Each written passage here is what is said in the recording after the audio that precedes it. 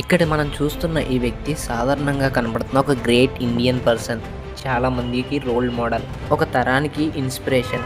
ఈ వ్యక్తి 1937లో జన్మించారు. చిన్న వయసులోనే తల్లిదండ్రులకు దూరమయ్యారు. వాళ్ళ నాన్నమ్మ గారు ఇతన్ని పెంచి పెద్ద చేశారు. ఆయన ఏ రోజు బాధపడలేదు. బాగా చదువుకొని యూఎస్లో తన చదువును పూర్తి చేసుకున్నారు. కానీ పుట్టిన దేశం కోసం ఏదో ఒకటి చేయాలి అనే దృఢ సంకల్పంతో ఆయన ఇండియాకి తిరిగి వచ్చారు.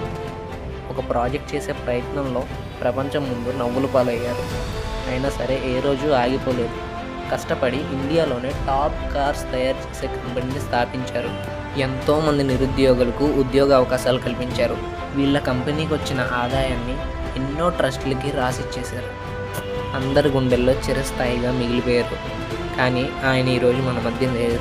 ఆయన ఎవరో కాదు, టాటా గ్రూప్స్ ఆఫ్ కంపెనీస్కి ఓనర్, ప్రపంచ దేశాలకి మరియు ఇండియాకి ప్రైడ్గా నిలిచిన మన రతన్ టాటా గారు. ఇన్ఫర్మేషన్ నచ్చితే మన ఛానల్కి సబ్స్క్రైబ్ చేసుకొని బెల్ ఐకాన్ ఆన్లో పెట్టుకోండి. నెక్స్ట్ ఇన్ఫర్మేటివ్ వీడియోలో కలుసుకుందాం. Stay tune.